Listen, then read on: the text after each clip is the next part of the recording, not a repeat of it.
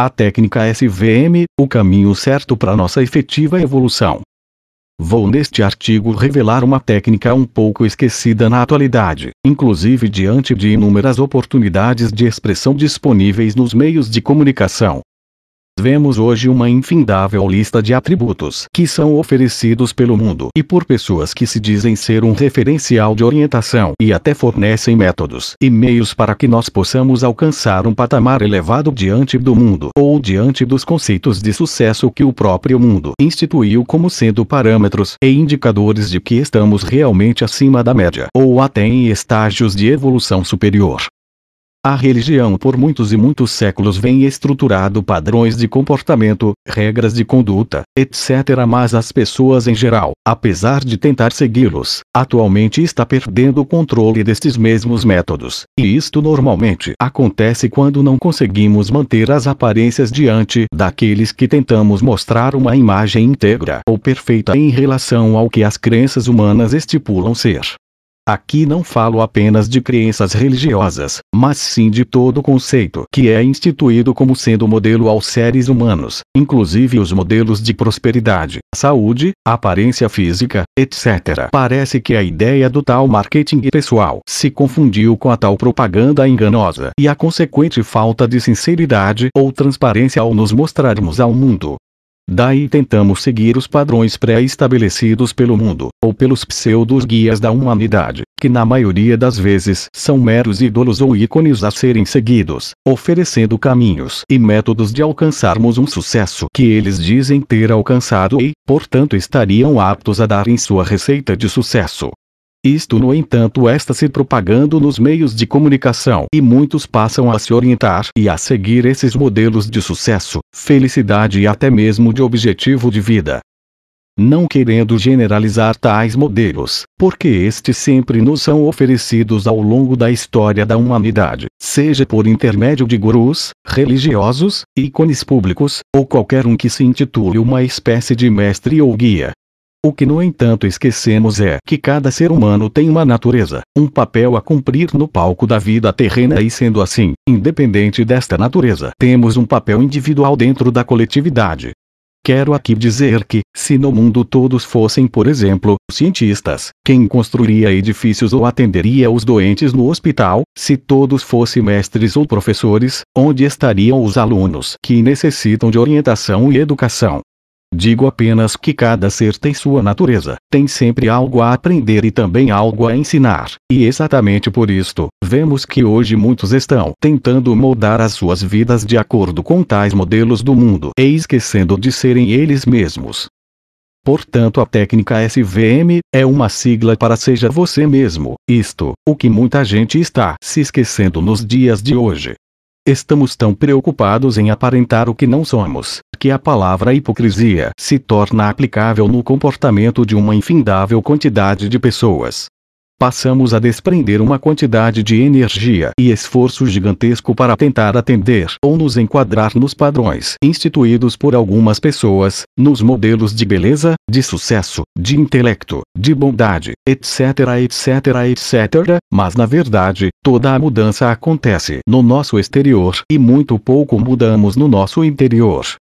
Passamos a se manifestar de forma cada vez mais superficial e menos real diante do mundo exterior, demonstrando muitas vezes uma natureza bem diferente do que somos realmente por debaixo das máscaras, criadas pelo ego negativo, que tenta se sobrepujar no mundo. Sim, o ego é o agente que institui tais modelos de conduta ou até mesmo de mera aparência, e tais comportamentos dissimuladores em relação à nossa verdadeira natureza. É o responsável pela maioria dos problemas de relacionamento interpessoal, tudo porque vendemos uma falsa aparência ou uma visão distorcida sobre nossa natureza. E mais dia menos dia a máscara cai, e logo temos que assumir nossa real natureza. Isto normalmente nos leva a um estado de tristeza ou frustração, como se não conseguíssemos manter tais aparências para o mundo exterior. Em contrapartida, as pessoas que acabaram por constatar que tudo não passava de mera fachada, acabam nos cobrando ou até mesmo se sentindo enganadas pela tal propaganda enganosa da qual somos constantemente convidados a praticar. Parece que no mundo de hoje, ser a gente mesmo se tornou quase impossível, pois sempre tem alguém ou algum grupo que instituiu que ser de tal forma é errado ou é sinal de atraso ou inferioridade. Podemos ver isto nos modelos de beleza que são impostos às mulheres, que fazem com que elas passem a se preocupar tanto com tais modelos que gastam verdadeiras fortunas em roupas, cirurgias plásticas, cosméticos, etc. para satisfazerem simplesmente a expectativa dos outros. Vemos, por exemplo, nas redes sociais e nos meios de comunicação, as pessoas postando somente fotos onde de certa forma o seu ego seja massageado, ou por mais que procuremos em muitos álbuns de fotos, o que menos vemos é a realidade. Analisando tais comportamentos no geral, cheguei a uma conclusão de que a melhor técnica para não só gastarmos nossa energia e recursos em uma efetiva transformação e tornando nossa vida mais autêntica e por consequência mais leve, é realmente nós nos empenharmos em ser nós mesmos, tudo porque a própria mudança de hábitos e comportamentos não muito salutares ou benéficos, somente será promovida quando diante da vivência deles, reconhecermos que devemos então mudar, mas não mudar de fora para dentro e sim de dentro para fora. Aqui, portanto, não estou dizendo que não devemos melhorar em alguns aspectos, mas é pela vivência de nossa verdadeira natureza que promoveremos as transformações necessárias. Muitos falam de lei de atração, de leis quânticas, que atraímos o que vibramos, etc. Mas esquecemos que o que vibramos e emanamos, não provém da superficialidade do nosso exterior, e sim da energia que emanamos, do nosso interior. Esta sim é a verdadeira responsável pela tal atração do universo e não o que aparentamos ser exteriormente. Não é, portanto, a aparência, ou o que manifestamos no exterior, que realmente vai atrair algo positivo ou de igual teor, no que se refere à nossa essência divina. O que normalmente acontece é que atrairemos simplesmente pela aparência, porque nela focamos, e depois faltará o lastro de realidade, para mantermos determinada conquistas ou estruturas relacionais, e estas acabam normalmente por ruir, de forma natural. Nos relacionamentos amorosos ou de forma até geral vemos muito isto acontecer, tudo porque raramente as pessoas se mostram realmente como são, ou seguem modelos exteriores de padrões culturais, religiosos, sociais, ou os modelos vigentes para atrair o tal par perfeito, mas o que atraem na verdade é uma aparência e não uma pessoa real. O que tenho percebido ao longo dos tempos é que, na melhor das hipóteses, atraímos pessoas e normalmente estas, por não nos conhecerem em realidade, no futuro se dizem decepcionadas ou até mesmo enganadas. Mas no fundo, quanto mais superficialidade no mundo, mais superficialidade vemos nos relacionamentos interpessoais, e o pior é que, se tratando de amor verdadeiro, lembro que este sentimento está no interior de cada um, e nada tem a ver com a aparência, vestimenta, corpo físico, status quo, nível de intelectualidade, etc, etc, etc. Sem, portanto, o alicerce seguro do amor, e que este amor deve estar alicerçado na verdadeira realidade de cada uma das partes. Isto explicaria por que tantos relacionamentos vêm abaixo, tudo porque falta base sólida e senso de realidade. Enquanto não nos atentarmos para a necessidade de sermos nós mesmos, assumindo nossa verdadeira natureza e realidade, estaremos sempre convidados a ter que experimentar processos de desilusão e até mesmo desprender recursos enormes para mantermos a aparência de perfeição ou de superioridade, simplesmente para agradar o mundo que nos cerca, e ainda por cima atrasando o nosso próprio processo de evolução, que seria assumir e viver quem realmente somos, sem hipocrisia ou modelos adquiridos de outras pessoas. Cada ser vivo é capaz de se transformar e de se melhorar, mas cada um tem sua natureza e seu papel a cumprir neste universo. Uns são mais expansivos, outros menos, uns têm uma natureza artística, outros uma natureza mais voltada à lógica, e assim por diante. É como gosto de dizer, cada um tem seu papel no teatro da vida e não importa realmente o pseudo-status do personagem, e sim a mensagem que viemos dar ao mundo, e esta digo, seja você mesmo e com certeza estará cumprindo o seu papel, e caso cometa algum erro, fica muito mais fácil de se corrigir, tudo porque sendo você mesmo, saberá o que provém de dentro e logo, como alterar.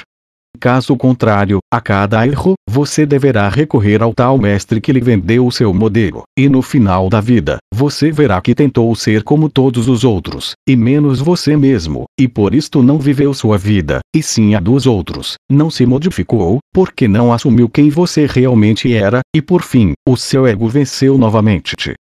O verdadeiro sentido da liberdade é a liberdade de sermos nós mesmos, e livres e vivendo nossa realidade existencial do momento. Iremos pela experimentação nos transformando de dentro para fora, sem hipocrisias ou falsas aparências, com autoconhecimento e efetiva transformação interior. Por este mesmo motivo, a maioria dos processos terapêuticos que demonstram grande grau de eficiência e eficácia, normalmente se iniciam pelo processo de autoconhecimento de nossa natureza mental, seja no âmbito racional, como principalmente nos aspectos emocionais. Tudo porque a emoção é exatamente os nossos sentimentos mais puros e verdadeiros sendo alterados pela nossa grade mental egotista.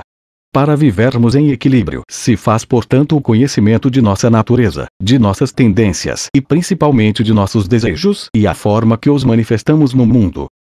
Reprimir as nossas emoções é sinal certo de desequilíbrio futuro e até mesmo de uma infindável lista de doenças psicossomáticas. O que devemos procurar sempre é nos conhecermos bem, vivenciar nossas emoções de forma autêntica e ao mesmo tempo estar vigiando racionalmente o resultado delas, seja no aspecto de desarmonia, seja no aspecto mais sutil de desequilíbrio interior. Simplesmente tolher ou distorcer tais emoções não promove o necessário realinhamento mental e a descristalização do ego negativo e as ilusões que ele promove e que alteram a natureza harmônica dos sentimentos puros que fluem de nosso interior.